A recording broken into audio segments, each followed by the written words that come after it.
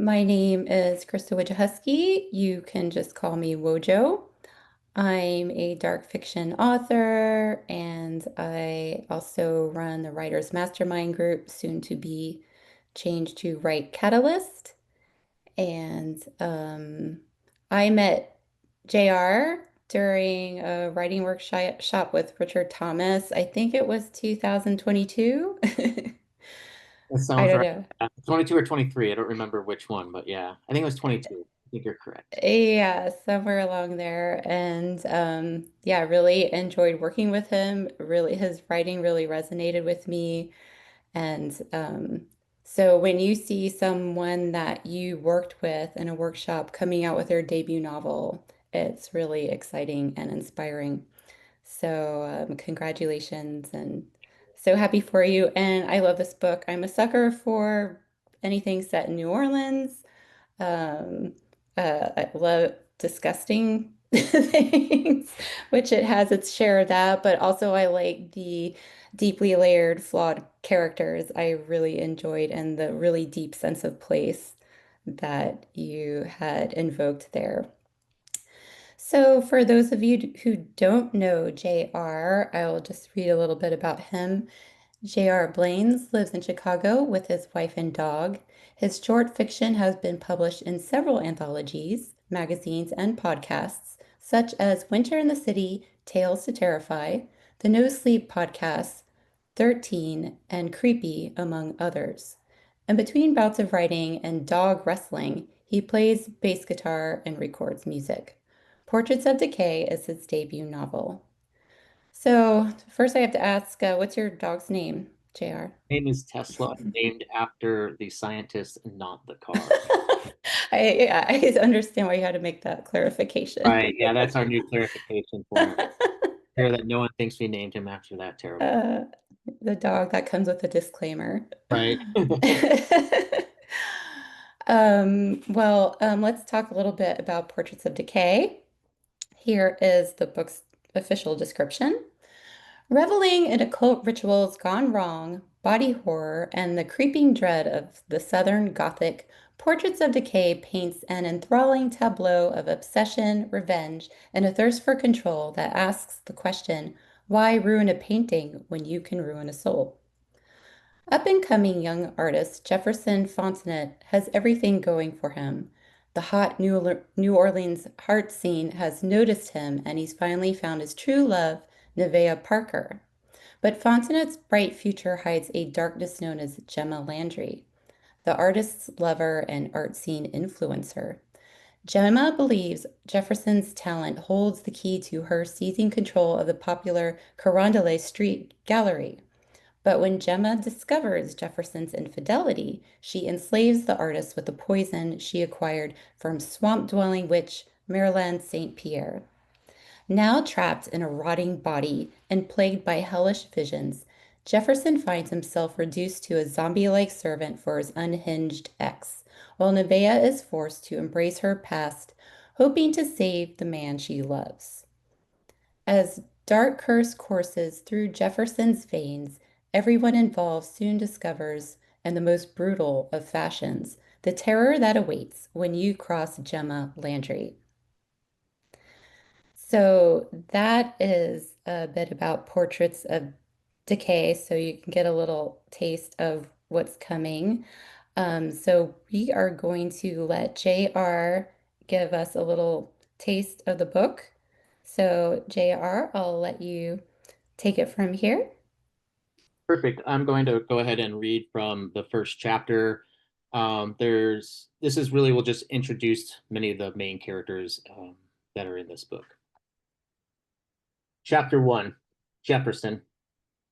They'd only arrived at the Carondelet Street Gallery minutes ago when Gemma began bickering with Camille. Jefferson ducked through the doorway, carrying the first paintings of his collection from the van. He stood at the threshold, waiting to be told where to put them, completely invisible to the quarreling duo. If you put Jefferson's paintings in the back by the bar, no one will notice them, Gemma argued. The guests will be too busy filling their cups. The gallery was a camelback row house, L-shaped in structure. The entrance opened to two front showrooms separated by a thin wall with a narrow passage. Big island windows faced Carondelet Street and provided pedestrians a clear view of the artwork. Off the downtown showroom, a short hallway branched into an oddly cramped back room, where a miniature bar hooked along a staircase leading to an upstairs office. This was normally where guests mingled while wetting their whistles with beer and wine.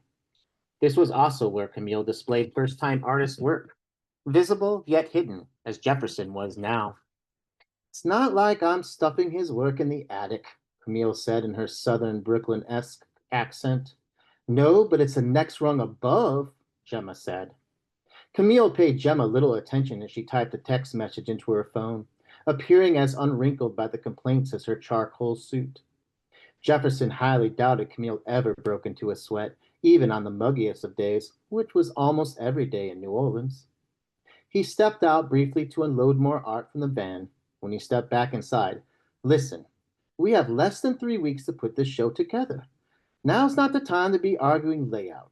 His work will get just as much exposure as the other artist. Gemma jabbed a finger in Camille's direction. Then you should have mentioned this earlier instead of laying it on us the last minute. Camille's phone dinged. She pouted her lips, either annoyed by what was said in the message or by Gemma's small outburst. So Jefferson may have to hustle a little. All he has to do is put on a winning smile, chat about his art, and he'll do fine. As big as he is, it's not like you can miss him. I'm right here, Jefferson said, setting down a canvas. I know he'll do fine. He'll do amazing. You know there's renewed interest in his brand of heuristic surrealism, which is why I decided to include him in the show. And why I think it's a mistake hiding him in the back. There are plenty of galleries along Royal who would love to put his work front and center, I can tell you. Pausing her text, Camille said, then why not go to them?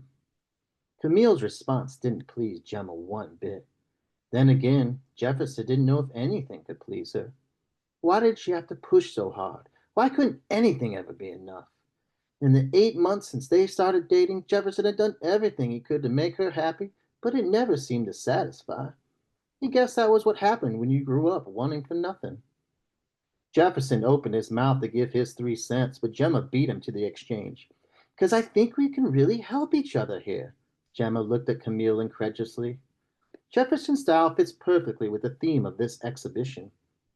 Gemma snatched one of the paintings leaning on the wall next to Jefferson, a painting of streetcars racing around the fairground horse track, and thrust it in front of Camille. Jefferson cringed, afraid she'd drop it as she attempted to make her point. He motioned for her to give it back, but she either didn't notice or didn't care. And you're the perfect gallery to showcase his style of work, but not if his work is stuck when no one will see it. What are your thoughts, Jefferson? Camille asked as he was about to step back out. The two women turned in his direction. Caught between their collective stares, Jefferson's massive frame felt wedged into a corner. In truth, he didn't care where his paintings hung. He was thrilled to finally have gotten his feet in the door of the Carondelet Street Gallery. There were artists who'd gladly push him under a streetcar for such an opportunity, which was why he wanted to stay on Camille's good side. She had connections that could make things happen for him professionally, get him noticed. On the other hand, if Jefferson went against Gemma, he'd never hear the end of it. It was because of her that he was here. She'd convinced Camille to take a chance on his work. Fuck! Why'd they have to put him on a spot like this? I mean, it'd be nice to be in the front showrooms. Gemma smirked. Camille sucked on her teeth. But I'm fine either way, really. Then it's decided. He stays in the back room. Camille returned to her text as if there was nothing more to say. As she handed back the painting, Gemma withered Jefferson with her steely gaze. He wasn't going to hear the end of it when they got home. Unable to stand Gemma's focused anger any longer, Jefferson admired one of Neighbor's photographs, the Dulé steamboat houses reflected in a puddle of rainwater. Fine, fine. Have it your way. I just thought as someone who has invested a lot of money in your gallery and is sponsoring the show, you might be open to my suggestions, Gemma said. Jefferson couldn't believe Gemma had aimed so low, but he wasn't surprised either. Wasn't that how she'd haggled their way into several exhibits and a couple of magazine profiles? Camille stopped texting, slid her phone in her pocket, and folded her arms over her chest. Okay, Gemma, let's say I entertain your opinion. Where would you suggest I hang Jefferson's paintings? Gemma waved her arm around the sunlit showroom. How about in here? But Neva's photographs. Once again, Gemma shot Jefferson a look poison enough to wither the gladius in the window. Jefferson bit back his words. He dug a deep enough hole already. No reason to dig any further. He's right, Camille said. I can't rightfully ask Neva to switch rooms. I already promised her the space. Gemma took a couple steps toward Camille, clicking her tongue against the roof of her mouth like a clock counting down to an explosion. Then I guess the next time your gallery gets in a lurch, you can ask her for a sizable donation. That's not how donations work, darling, Camille said, no longer disguising the irritation in her voice. Jefferson couldn't stand listening anymore. He wasn't about to let Gemma push Neva aside, or anyone else for that matter. Gemma, I'm sure there's another solution. Baby, please stop interrupting. Fine, I'll talk to her, Camille said between gritted, polished teeth. It was obvious from her pained, glossy lipped smile that she was annoyed at having been beaten. But I'm not promising anything, she added, unwilling to fold entirely. Gemma smiled sweetly. That's all I'm asking. Minutes later, after Jefferson had finished emptying the van, the heavy wood door creaked open behind him. Rays of sunlight framed a figure, enfolding them in a shimmer of white light. Neva strolled in, singing slightly out of tune to a pop song playing over her earbuds. She stunned in a long-sleeved summer dress she'd refashioned from a hideous pair of paisley jacquard pants she'd purchased last week from a thrift store on Magazine Street. Jefferson knew this because he had been out shopping with her. Poking fun at the flowery trousers Neva had now transformed into a fashion statement. Jefferson would have complimented Neva on her wardrobe, but it'd only draw Gemma's suspicion. Instead, he gave Neva a cursory nod. Taking out her earbuds, she replied with a casual, "Hey." Clapping her hands, Camille trotted up to Neva and pulled her into a hug. "Darling, how are you? It's good to see you," she said, kissing Neva's cheeks like they were close friends, which they weren't. Jefferson doubted Camille considered anyone a close friend. Neva blushed from the attention. "All right, I guess." While Camille and Neva exchanged niceties, Gemma strolled across the room to join Jefferson. She latched onto his arm, dug her nails into his bicep, and pulled him down to her level. "What are you doing?" she hissed in his ear. "What are you talking about?" Jefferson muttered out of the corner of his mouth. "You know exactly what I'm talking about. Taking Camille's side over mine." "I wasn't taking sides." "No, because it sure sounded like it to me." Camille held Neva at arm's length to admire her. "Girl, you are snapping. This is the cutest outfit. Where did you get it from? You looking like you ready to pose for a vignette." "I sewed it myself," Neva said, somewhat awkwardly. "You did?" Camille's eyes popped open in mock surprise. "Can I hire you as my tailor?" Gemma chortled. Poor thing, she probably stole the material from her dead granny's closet. Jefferson shook free of Gemma's grasp. "Would it kill you to say something nice?" "Jesus, it was a joke, Jefferson. But I'm glad to see you have somebody's back." "What does that mean?" "Nothing." With an arm around Neva's shoulder, Camille escorted her toward the rear of the gallery. "I was wondering if I could talk to you privately for a second, darling." Neva glanced back at Jefferson. He dropped his eyes toward his feet, afraid to meet her gaze. Gemma watched with a satisfied smirk as Camille led Neva away. Jefferson wished he could think of something nasty to say to wipe that wicked grin from Gemma's face, but all that came to mind was, "Looks like you got your way." Taken aback, Gemma pressed her palm against her breastbone, gasping like Jefferson had knocked the wind from her. "Excuse me? Wow! Here I was expecting a thank you, and instead you throw the favor in my face like I did you wrong." "You did somebody wrong." "What do you care about that skeeter hawk?" A lump wedged in Jefferson's throat. He pushed too hard. Why? Because it was Neva losing out from this deal. She hustled twice as hard to land a spot in this exposition, hanging her photography anywhere that gave her a chance, until she'd finally caught Camille's attention. She deserved to be displayed in the front room, but he couldn't tell Gemma that. "I don't want to make waves," he said, unable to think of a better excuse.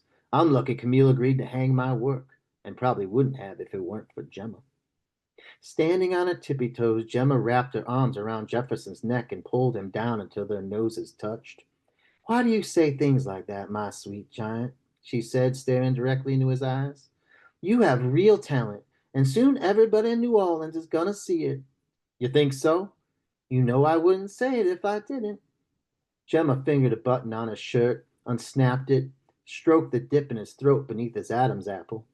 Now you relax and let me take care of everything. She bit his lower lip, sinking teeth in the pinkish flesh before letting go. And don't interfere again.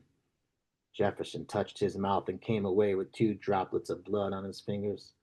Not interrupting anything, am I? Jefferson had not heard the front door open. Startled, they turned to find Marcel Romero watching them from behind a pair of bottle-top sunglasses. He smiled, a mouthful of silver, visibly amused by their role. Both Jefferson and Gemma were shocked to see him. Far as they knew, he was blacklisted from every gallery in town. Marcel leapt forward, scooped Gemma off her feet, and spun her in circles. Arms held at her sides, Gemma demanded he put her down. Marcel did as she requested, but rested his hand against her cheek. Gemma slapped it away.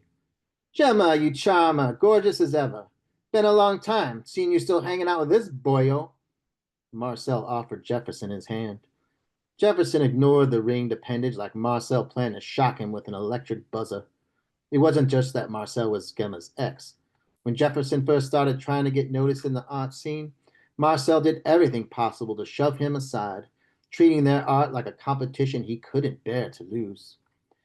Not going to shake? Rather not. You still sour over all that stuff? When Jefferson didn't respond, Marcel sputtered his lips. Gotta let it go, Jefferson, my man. These are better days. What are you doing here, Marcel? Asked Gemma. Shouldn't you be peddling down at Jackson Square? Camille offered me a show. This came as more of a shock than Marcel appearing unannounced. Just as Jefferson was about to inquire further, Camille glided back into the front room, trailed by Neva, who, judging from her clenched jaw, had learned the news of her relegation. Jefferson tried to slyly grab her attention to apologize, but she wouldn't look his way. Well, if it isn't trouble walking through my door. Camille and Marcel embraced. Hey now, I'm from the Catholic District, Brother Martin Preparatory, class of 2010. Don't bullshit a bullshitter. You know you a Nutria from the lower 9, and the better for it. Don't want no toots around here. Oh, Marcel, have you met our other artist, Neva Parker? Camille ushered Neva forward. Don't believe I have. Marcel offered his hand. Pleasure. This here is some of her photography, Camille said, holding up a frame. Pushing down his glasses, Marcel admired a photo Neva had snapped of a group of men shooting craps in the middle of a flooded street during Hurricane Ida. You got quite the eye. He studied Neva up and down before sliding the glasses back up his nose. Thanks, Neva said. At least somebody thinks so. The remark twisted like a knife inside Jefferson's gut, but he couldn't do anything except stand there in silence. He'd have to talk to Neva later, make sure she knew he had nothing to do with Camille's decision. Gemma wedged herself between the trio. What's he doing here? She asked Camille, nodding her head at Marcel. Oh, I didn't tell you, Camille said, feigning forgetfulness. Sambola had to drop out from the exhibition, personal reasons. Marcel kindly took his place on short notice. How thoughtful of him, Jefferson said sarcastically. Got a problem, Big J? Marcel cracked his knuckles. Boys, please, act like adults, Camille said. Gemma cleared her throat harshly. Do you really think this is a good idea? No offense, Marcel, but you're not exactly Mr. Popularity, not after you talk trash about half the galleries in town. For once today, Jefferson agreed with Gemma. You're one to talk. What's this about you accusing Barbara Stone of ripping you off? Marcel clapped back. Shit. Jefferson had hoped this wouldn't come up, but what did he expect? Gossip spread through the art community like a can of spilled paint. Once it got rolling, it mixed into a glob of lies and half-truths. There was a misunderstanding, he said. What is there to misunderstand? Things got blown out of proportion. Barbara and I talked it out. Everything is fine now, Gemma assured Camille. That was a blatant lie. It was Jefferson who'd smoothed things over with Gemma, accused Barbara of withholding some of their money from the exhibit's sales. Neva stepped from the shadows. Sounds to me you all have rubbed a few thorn bushes. What I don't get is what this has to do with what we're doing here. Once again, Jefferson tried to catch her eye, but having said her piece, Neva slipped back into the shadows. Taking a risk, he pulled his phone from his pocket and texted her a quick message. Talk later. Eyes on Gemma, who was focused on making Marcel's head explode with her mind, he slipped the phone into his pocket. Spoken like the true voice of reason, Camille said. What's important is we put on the best exhibition this city has seen. Then no one will care who did or said what. Agreed? Everyone did, though somewhat reluctantly. But what choice did they have? It was either this or hope something better came along, which was a laugh. They'd had to make it work. Everyone who was anyone in the art community had shown at the Carondelet. Jefferson's text alert beeped in his pocket. He checked the message.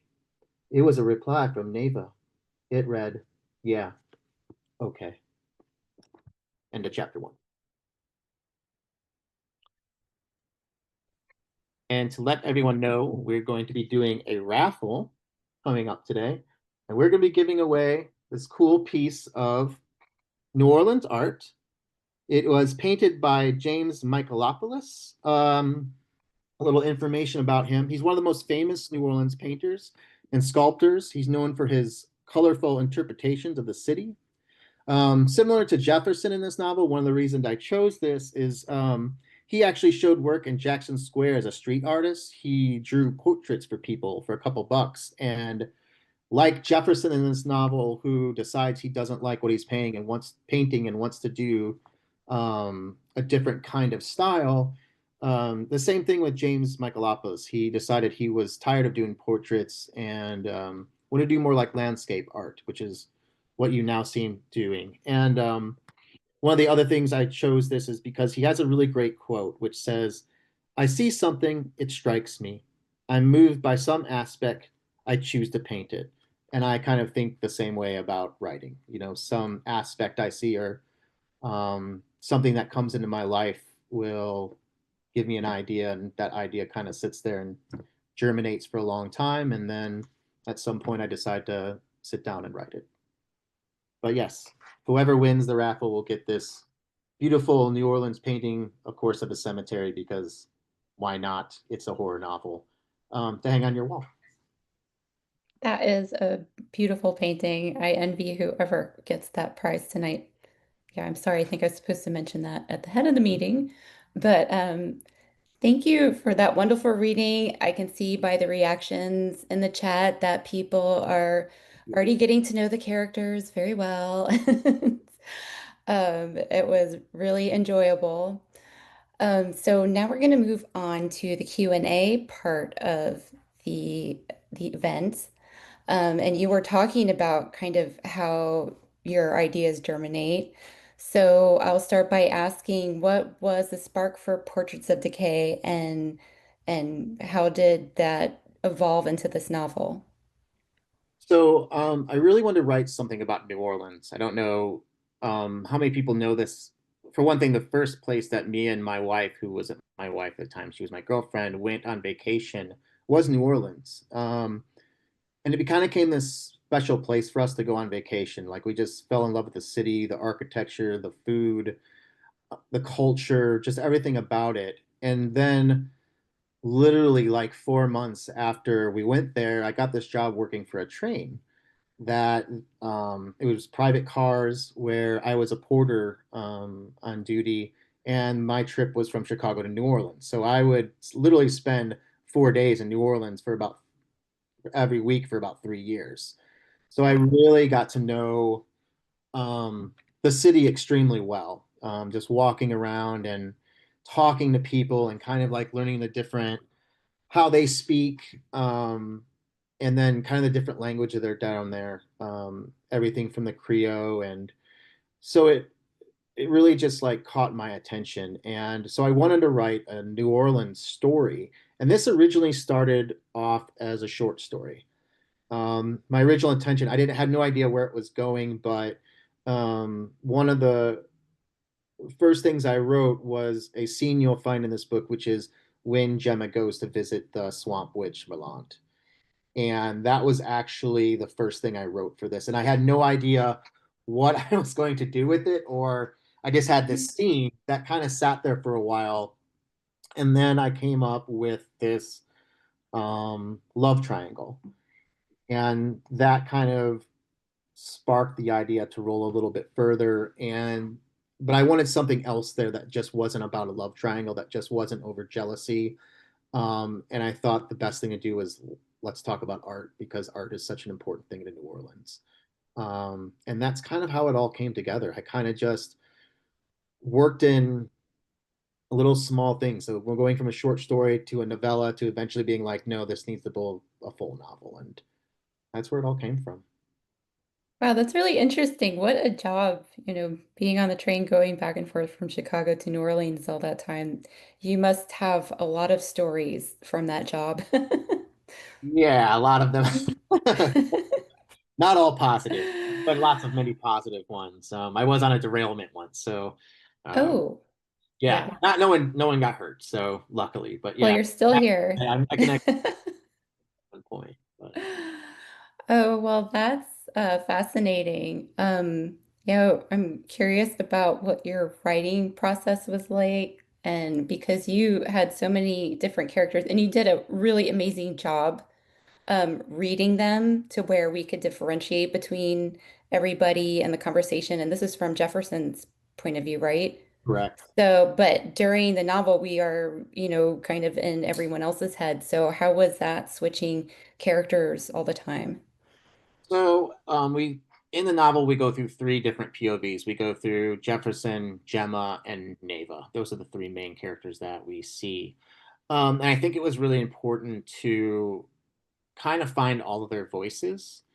So that was kind of the main challenge at first. And I think that um, working with my friend Gareth, who worked with me on early drafts of this, we kind of really tried to figure out what those voices would sound like. And then later on with Anna, my editor, we further kind of talked about who these people are, what are their motivations, and how can we, differentiate them, from each other, especially Gemma and Neva, because when you have two female points of view, or if you had two male points of view, you want them to sound different so that Mhm. you get a different feeling, and they're very different characters. So for me, it was about finding the voices for each of them, and once I kind of had captured that, I actually didn't write them by like starting Jefferson, did all Jeffersons, and then did all. I wrote it, as each chapter went along. So usually I write by, I don't really know what's going to happen in a novel when I first start writing. I kind of let the novel almost write itself.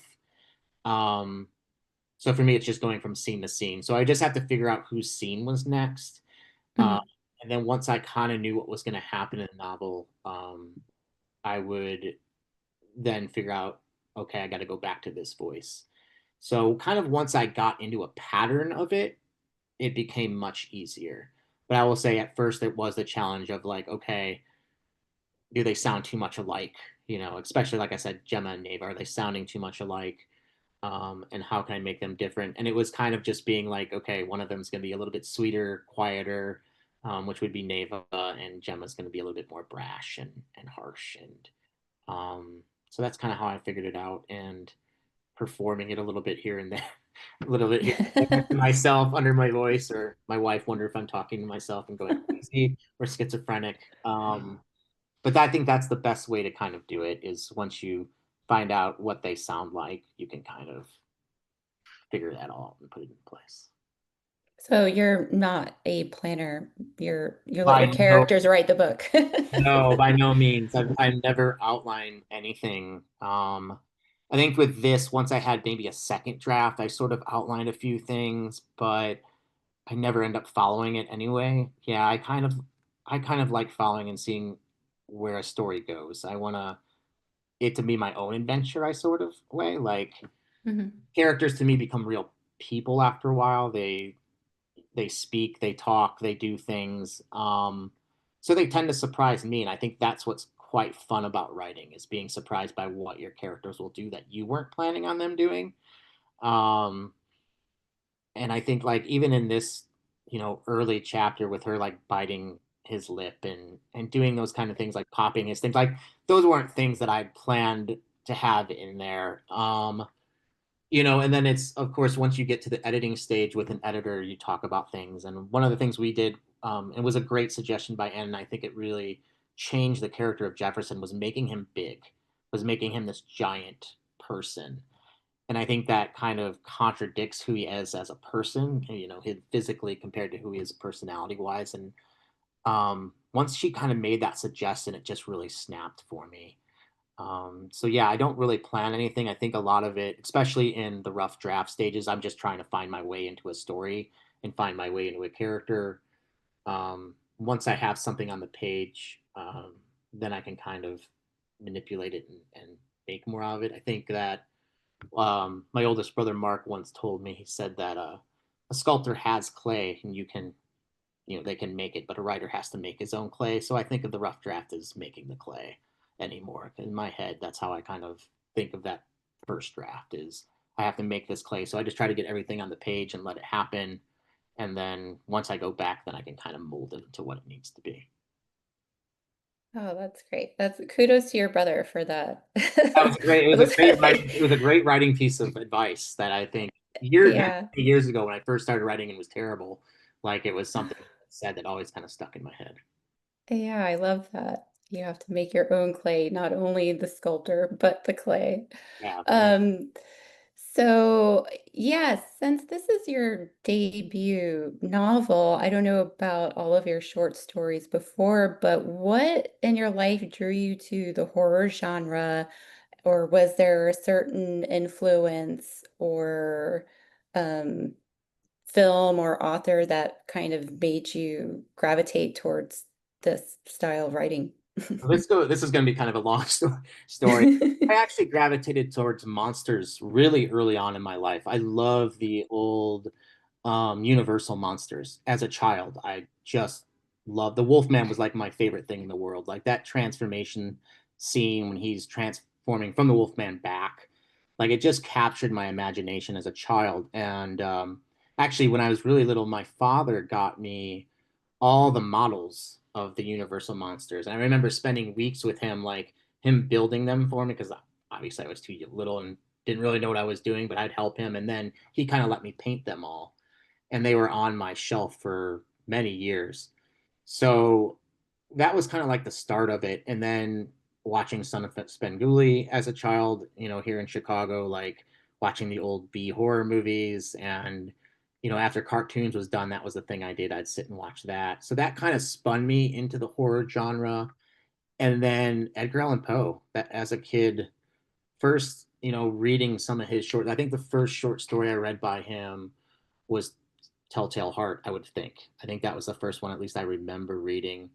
And that was probably fourth or fifth grade. And I just remember like that beating of the heart and the eye. And I don't know, just being creeped out by that, but being so excited by it at the same time. Um, I think fear has always been a part of my personality. Like I remember standing at the top of my parents' stairs, going into the cold, dark basement and being afraid, and my imagination going crazy about what was down there. So I think I always gravitated towards things that were unknown and scary. And I think as much as they scared me, they also made me excited. But once I kind of graduated from Edgar Allan Poe, it was Clive Barker. That was the person who made me want to write. That was the person who I was like, oh wow, you can do this in novels. Like you can do this in books. I didn't know this was allowed. Like I thought this was against the law. Like as a kid, and I was probably at that point not that old, maybe 11 or 12 when I Wow. first started reading Clive Barker. I remember I grabbed it off a neighbor of ours had it on her her kitchen table. She had it was In the Flesh, which is actually like Books of Blood 4, but it was called In the Flesh in America at that time. And I remember asking her if I could borrow it. And she's like, "Oh, if you get permission from your parents, I'll let you borrow it." And my mom was like, "Oh, you're going to read? Yeah, sure." So um, so I remember reading that and just being, yeah, just I was just like, I couldn't believe you could do anything like that in writing. Like, it was beyond anything I thought possible. Because it was, and it just seemed so. dangerous and rebellious and dark. And I after that I started trying to write things as a kid that were really awful. And then I stopped writing for actually quite a few years as I got into music, and I did music for a long time. And then when I turned, in my late 20s, when my mom got cancer, I started reading a lot again. And I think it was kind of a way for me to stay close to her. And then I started writing again soon after that as kind of my way to, um, I guess, honor her, because she also had wanted to be a writer at one point. Um, and so I started writing again, and I just found myself like that was like the thing I really wanted to do the most. Like when I got home, like it kind of became something like a obsession of mine, and has been for the last, I'm almost 50 now, so 20, 22 years or whatever, that since I started writing again. And now it's like a day goes by and I'm like, I can't, if I don't write, I'm like, how I didn't get to write yet. So, as a long answer, yeah, I think that horror has been with me for since I can remember. You know. Yeah. So, you haven't experimented with anything else outside of like dark fiction or horror? No, I actually wrote literary fiction for a very long time. I actually had Wow. some Yeah. literary fiction published, some flash fiction published early on, in like 2011 and 2012. 2013 was some of my early publishing. No, I actually did literary stuff for quite a bit, which was a good learning curve for me. I mean, reading people like Tobias Wolff and Raymond Carver and Toni Morrison, and I think that that really kind of trained me. And not saying like I don't like the whole thing like genre writers aren't as good as writers literary. I think that's a bunch of Right. BS. Um, but it was a good school of writing for me. I think it let me learn how to write emotion. I think that's what I really kind of taught me. It was like kind of getting beneath the skin and figuring out. And that's something I really try to bring to my horror. I just don't want it to be shock and gore, though there's plenty of it in this book. Um, I wanted to be an emotional aspect to my writing, and something that people can grasp on. It's something that's deeper than just um, people getting killed or people getting hurt or maimed or whatever. People being brought Right. back from the dead. So, Well, yeah, you definitely can see that literary vein throughout. Was there a particular scene or part of the novel that you had a hard time writing that was challenging for you? yeah, the first part, the prologue. So Oh, that's a purposely tough did, scene. I purposely did not read that read that scene Yeah. out loud. You'll all read that when you buy the book. That was a really hard scene to write. I thank my good friend CJ, who um, had a similar experience with his child in a certain way. Not that anything like this happened to him, but in the fact that he had a child that um, had colic really bad, and he had told us this story about it, and it was during COVID and everything. Sorry, Corey. I hope I'm not telling a story. His son's perfectly fine now and a great child. Um, but just hearing that story put this nugget of this idea in my head, and I kind of had to work on it. But I don't have children, so it's very difficult for me sometimes to write children because I've never had them myself. So I kind of have to take from the experience of other people. So I found that to be a struggle, because sometimes it would be like your child's acting too old.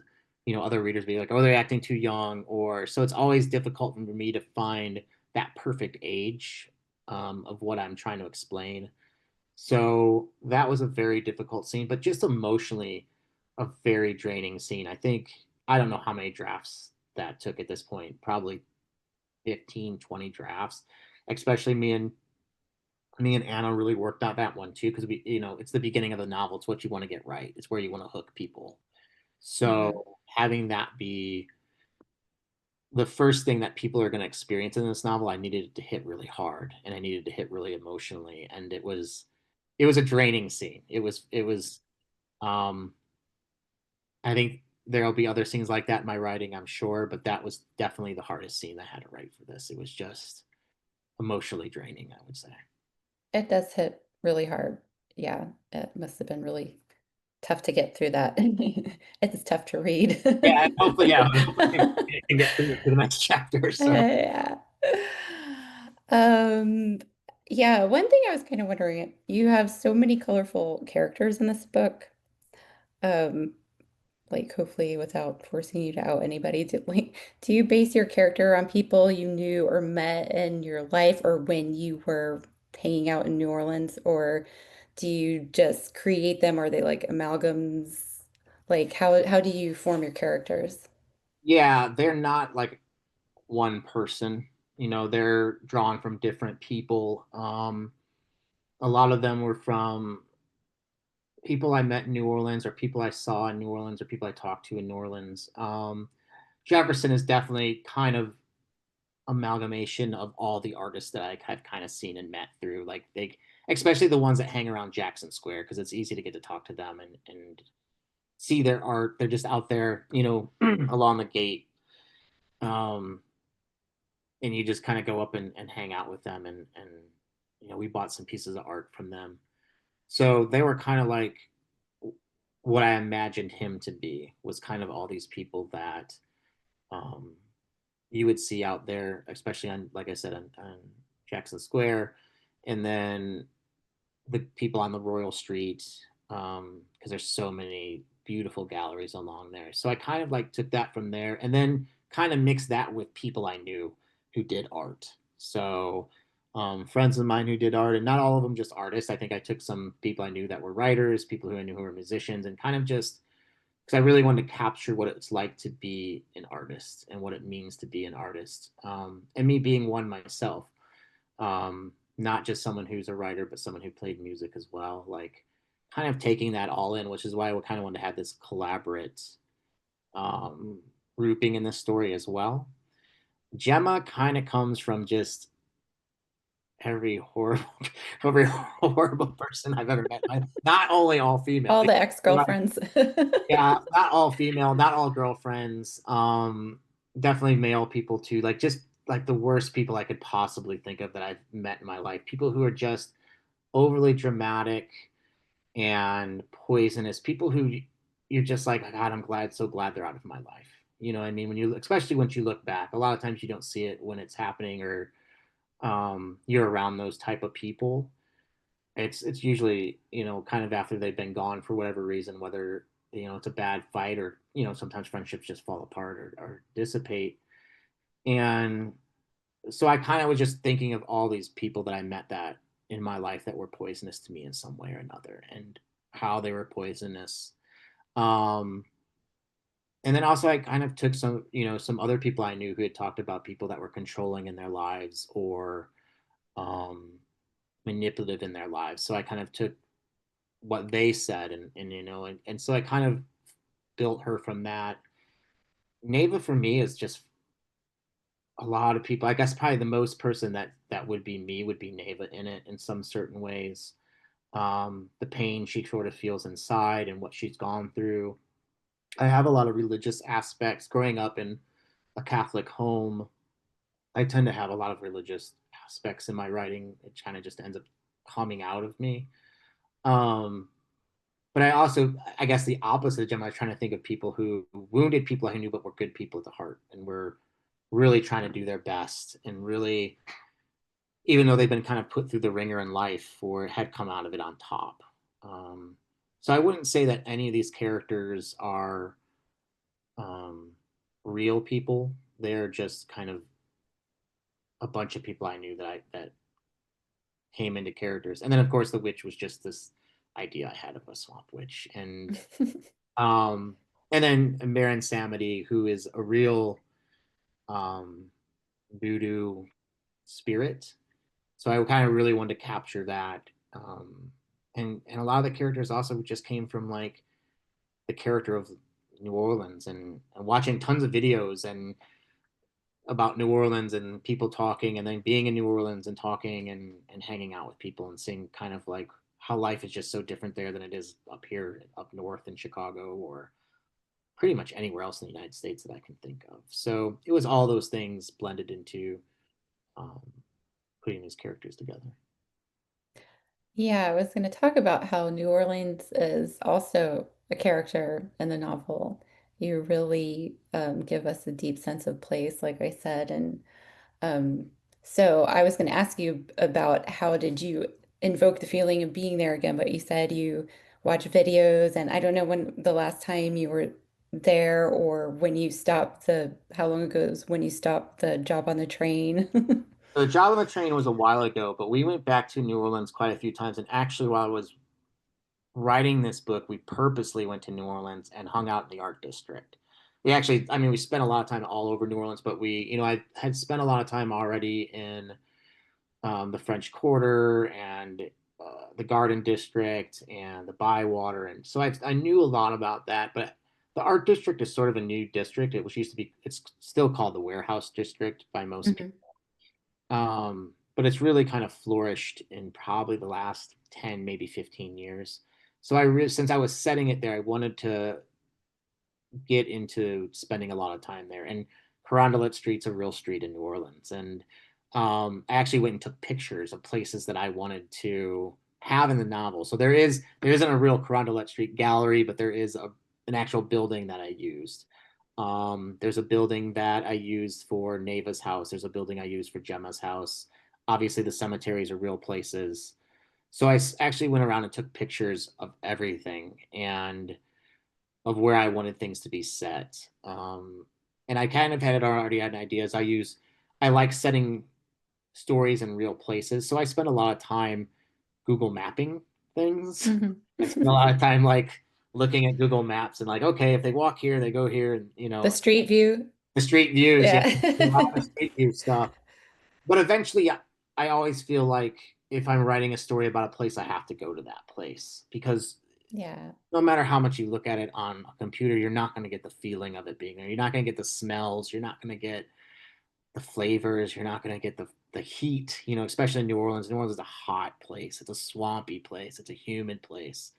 Um, so for me, even though I'd been there so many times, I was like, I have to go back while writing this and be there so I can get everything there and feel it again and taste the food and drink the cocktails which they're popular for and hear the music and so for me that was because I really wanted New Orleans to be a character. I wanted it to be its as as important if not more important than all the characters in this book.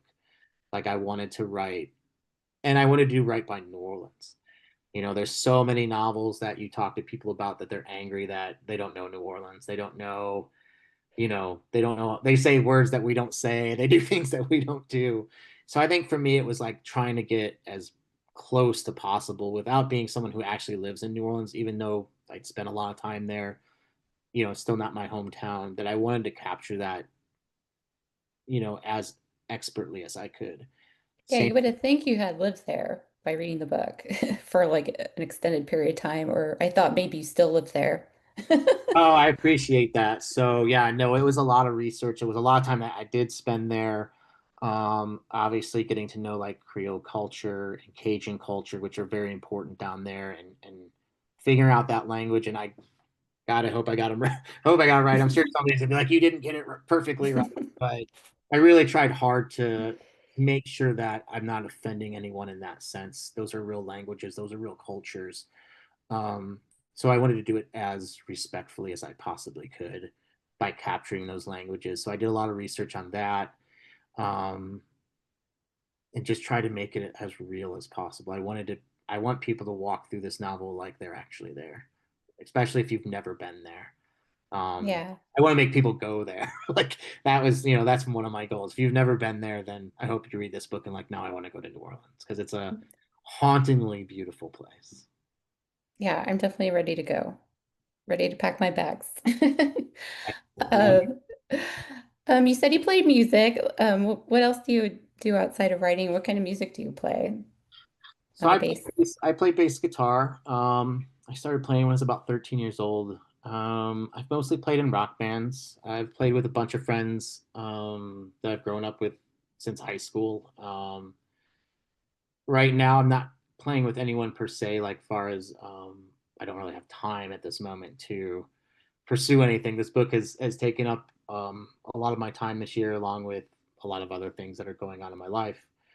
Um, so, but music was a big part of my life for a long time. It's still a big part of my life, and I hope to get back to it at some point. Other than that, I work for an immigration attorney. So as you can imagine, right now we're extremely busy. So I'm trying to help people get their green cards and U.S. citizenship and help them stay in this country. I mean, knowing what's going on now, got to get political by any means, but um, so I take that job very seriously. It has its downs and upsides, but I spend a lot of time, and then I spend a lot of time with my family here, with my wife and our dog and our cat and my mother-in-law, and I try to visit my brothers when I can, which is not as often as I'd like. Um, Other than that, yeah, I spend a lot of time walking around Chicago, and I'm a big fan of architecture. I think I got that from my parents. Like they used to drive us around our little small town, but they would point out houses, and I think that's just something I love. To me and my wife love to do that. We like to walk around and find like cool houses or cool landscapes in the city. Traveling, I'd love to do some more traveling this year. Maybe, like I said, I'll be going down to Louisiana for a book fair in November, so I'm super excited about that, even though it's a quick weekend trip. Um, but yeah, that a lot of my life is arts of some kind. I mean, if it's not me writing or playing music, it's going to see someone do something artistically. I'm not a painter myself, and thank God Anna, my editor, is. So she helped me fix a lot of things I had wrong about it. Um, but I still love like going to the art museums and seeing art, or going to any kind of museum and going to see bands and stuff like that. So my life is kind of filled with creativity as much as I possibly can. That's kind of what drives me. It's kind of what makes, it's kind of really my identity, I suppose. And that's one of the reasons I wrote this novel, is like, what would happen if you couldn't do that? And I think like Jefferson, I'd wither. I'd kind of just wither into this nothing that Hmm. very difficult to deal with. Yeah, that's horrible to think about. Um, so speaking of that, where do you see your writing going next or in the future? Are you working on anything new? Do you have any ideas or So what's next? I have a second novel already finished and ready to go. Okay. So it's going to be it'll be horror too, but it's a little bit different than this one. I would say it's a little bit lighter in tone than this one. A little bit, I won't say that Portraits of Decay is not fun, but it's a little bit more on the fun side. So and now I'm working on a third novel right now that's going to be actually based in Chicago, that has to do with the Chicago punk rock scene in the 80s, which I'm a really big fan of. Cool. So, and that one's probably going to be a little bit more dramatic and literary. So I think for me, I'm constantly trying to challenge myself and change, but have something that's, J.R. Blanes writing, but not be stunted where I'm just doing the same thing over and over again. So for me, it's trying something new. Every novel's got to be something different. It's got to be a different challenge. It's got to be something that excites me. And then something that's, I think, challenging with language. I think as a writer, I'm constantly trying to get better as a writer. I don't think I can ever say like I am the best I'm ever going to be now. I don't think that actually exists in my mind. I think for me, it's I read a tons of writers who I'm like, oh, they do that so good. I wish I could do that. Like there's so many Hmm. writers out there who I love and um, don't want to emulate, but that I respect and just see them doing things that I'm like, God, I wish I was that good at doing that. And so for me, it's constantly also improving. So a lot of experimentation and just doing something new. But yeah, I've got one novel ready to go that hopefully this one does well enough. We'll get that one out and then finish this third one. And tons of short stories, which I need. When I work on a novel, I try not to work on short stories as much, but sometimes things pop in your head and you're like, oh, I gotta write this real quick. So Well, we're really excited to see that new stuff. I mean, imagine being an immigration attorney that getting your writing time and it's pretty challenging. So to think you have a second novel done and a third one in the pipeline, that's really fantastic. So yeah, we're at the end of the hour here. That means we taking any questions from the audience or we're okay on that? we're going to do the drawing for the painting. So, Elizabeth did ask if anyone has any questions, and I'm glad to answer. I'm sure Krista's glad to answer as well. And go out and read her work too. She is a fantastic. Go out and read Sick and go write this. Go read the Sculptor. yeah. No, but you're answering the questions tonight.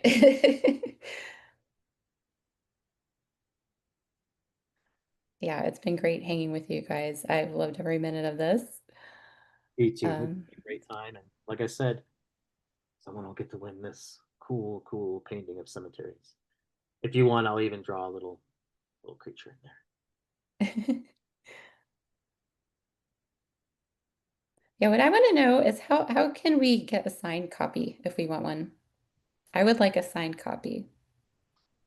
Good question. I will come find you. Okay. I guess I can. I'm going to. So I am going to have a few things out now. I will send if anybody wants. I have bookmarks, Portraits of Decay bookmarks that I can send out. I'm also going to have book plates. So if you really want a signed copy, I think the best way to get a hold of me is on social media. And if you want a signed copy, I will send you a signed book plate that you can. It's a sticker. If anybody doesn't know what a book plate is, that you can put on your book with a signature. So if anybody wants to do that, I will definitely mail them out to you. And I should have those. I had them in the mail. I thought they would be here already, but things have been strange um, about the mailing. Everything's been coming late, but I'm supposed to get them on the 28th. So that is another way to do it. Okay, cool. Yeah, I never heard of the term book plate. So yeah, that's cool. Yeah, it's gonna be a neat little book plate, so that'll be really cool. Also, I will be having some events. I'll be in Elgin this Saturday, if anyone is from the Elgin area. I will be having an event at in Chicago on the 29th at Uncharted Bookstore. Also, November 1st, I will be in Louisiana at the Louisiana Book Festival. And then I will be back in Chicago on November 15th. Am I right? Or 19th? It's 15th. Um, at the bookseller to do an event as well. So you can find me there to get for signed copies as well. But if you're not going to be in those areas, then yeah, hit me up and I will send you a book plate. And it's going to be a cool design. You'll like it quite a bit, I think. I'm sure I will. It says here the winner of the painting is Leslie F. Congratulations, Leslie, wherever you are. So yeah, we're very happy for you winning that painting. And Very nice. so Thank you, Elizabeth. so yeah, if anyone wants to find you, okay, they're putting your details in the chat. If anyone wants to find JR and catch up with him and learn more about his work and order his books and attend his events, you can follow Ruodon and JR Blanes. And yeah, if you have any questions before we wrap up, let us know. But really, thanks everyone for coming out. This has been wonderful getting to learn all the behind the scenes stuff about Portraits of Decay and get to hear JR reading and getting to know his characters. And I hope you all go out and buy the book. Make sure to leave your review Yes. for, yeah, for the book Did I on good read? Amazon and Goodreads and all that good stuff. Yeah. And yeah, thanks again for coming. Yeah. Thank you, everyone. I really appreciate it for everyone who pre-ordered the book. Thank you so much. It means so much to me, and I just hope you all enjoy it. And it's scary. That's what I want, but not nightmares. I don't want you to have nightmares.